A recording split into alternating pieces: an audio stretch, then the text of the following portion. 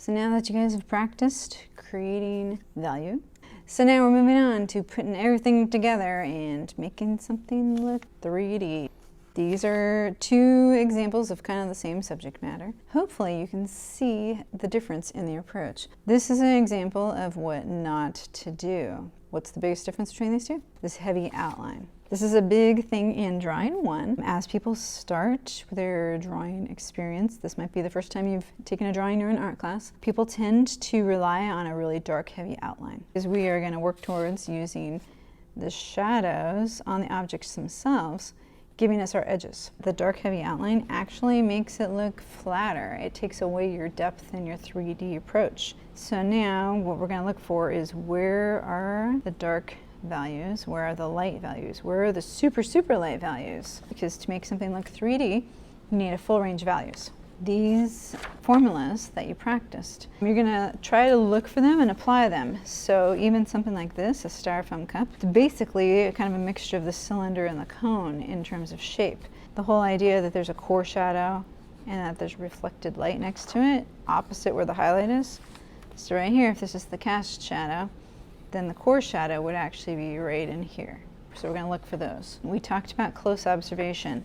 Let's say this is the top of a pumpkin. You might even be thinking like, hey, this is what a pumpkin looks like, cartoony kind of looking, right? If you're not looking at the actual pumpkin, it's going to start looking like this, and everything's like perfect and uniform. In reality, it might look like this, because this is actually more of what the top of the pumpkin would look like. The lines actually meet up here at the stem, like the ridges. These are uneven because if something is natural, then it's not going to be perfect. There's going to be uneven parts. As we shade, there's parts that are lighter that are coming forward, and this would be something that would kind of be going backwards. A little bit of a slight ridge, but not as deep as this. The darker values are where it's going in and away from you. Highlight areas are the parts that are coming like closer to you. Careful observation, actually looking at what the shape is and where are the highlights and the shadows. Make sure you can see a cast shadow, make sure you can see a core shadow, make sure you can see highlights. If over half of the object is highlight, you need to move your light. Same with shadow. If over half of your object is dark shadow, you need to move your lighting. When you do this project, it is a still life. So there's a reason we started with sighting and comparative measurements. So as you're looking at your own objects, you're going to do things like say, all right, what's the width of this vase compared to this vase? Yeah, these are the same. What is the neck of this vase compared to the whole thing? It's about a third. You can even say this space in between these objects, I can compare that to, say, like the top of this. What's the width versus the height of this? Can I actually see this much inside the vase, or should that actually be skinnier? So don't forget to do comparative measurements. Don't forget to look at placement of objects where they overlap. So this is further down and this is higher up. So this sphere, it was actually closer to me. This is closer to me, that's farther away. I need that space to make it look like the objects are spaced out. There's depth between them. You need to work from 3D objects. If I'm looking at 3D objects, I have to figure out how to make something that's 3D in reality and translate it into 2-dimension, because I'm making a drawing out of it. So the process of making something 3D into 2D, transferring that onto paper, is a drawing skill. It's a visual interpretation of space that you need to practice. If you take a picture of your still life and you work from the photo is basically 2-dimensional. The photo will compress space. The photo will tell you where this is and where this is. So you do want to work from the real life objects. Observational drawing is the technique you're working with.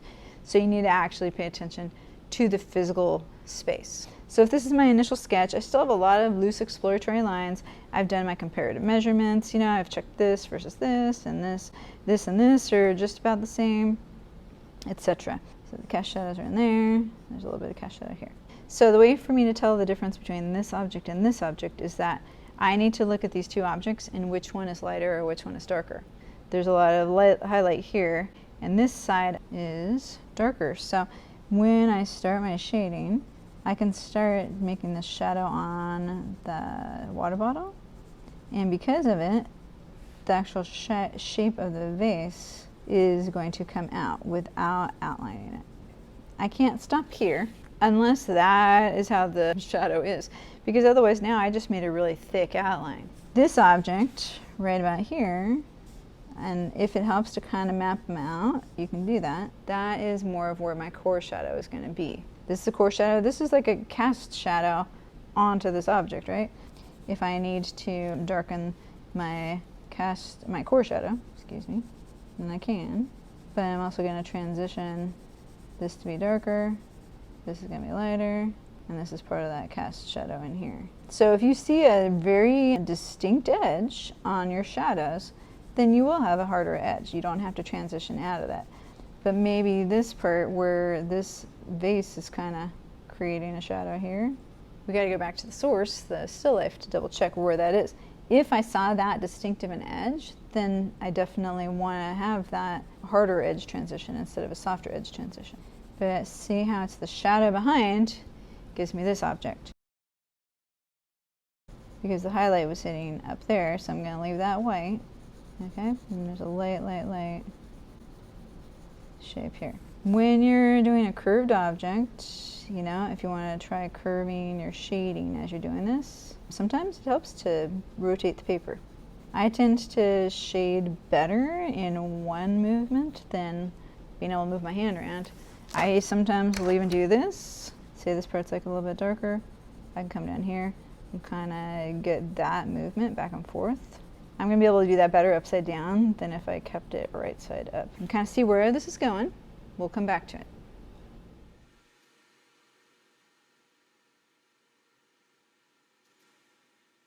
I tried to show you two different techniques here. So you can see I'm building up my values. On this side of the vase, I'm trying to go in a little bit of a curved motion. If I was tracing this vase with my finger, what would be the movement? These edges, I kind of round this, and I can kind of come back in with a little bit of a different direction and smooth that up. So even though I curve it to match up the shape, I still sometimes need to come back with like that little bit of a vertical almost approach. But see how I'm still doing this. I'm still following the curve of the vase. So even if I'm coming here, I can come over this way. This is my darkest shadow anyways, so I can still come back here and get my core shadow. So I wasn't too worried about that overlap because I'm going to still come back and get that darker value anyways. But what I want you guys to notice is, see right here, I was just shading like this. Straight back and forth. And that is totally fine. It works, right? But if I can come in here and get this direction for the actual like curve of the vase, it's going to help. Curve it this way from top to bottom. And that's also going to give me a shadow that's going to be going slightly darker down here, because it's going to be much darker down there at the bottom. Started out, this was an HB pencil, this is a 6B pencil. 2B and 4B are honestly like my kind of go-to pencils. 6B definitely for getting my cast shadows and my core shadows real good.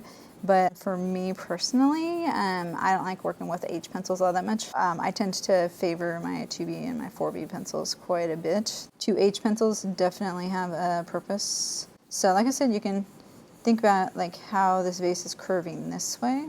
You can think about how it's curving this way.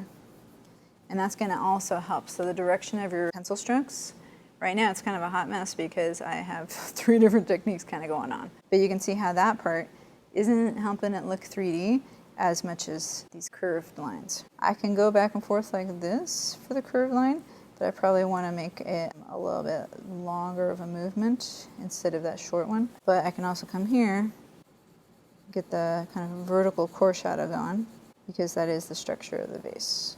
Giving you some options, talking you through a couple of different techniques. So now your goal is to do this, but if you've been paying attention, one of the key things is to not outline, and you're going to rely on shadow and highlight. And if you haven't really noticed, you're building up these shadows. Pay attention to highlights, shadows. This is the inside of this vase. I can see a little bit into it to give me like that 3D effect. There's shadow underneath here, where the lip of the vase is. So I'm going to really pay attention to where the shadows are, the careful placement. We talked about that. Think of that pumpkin that I showed you at the beginning.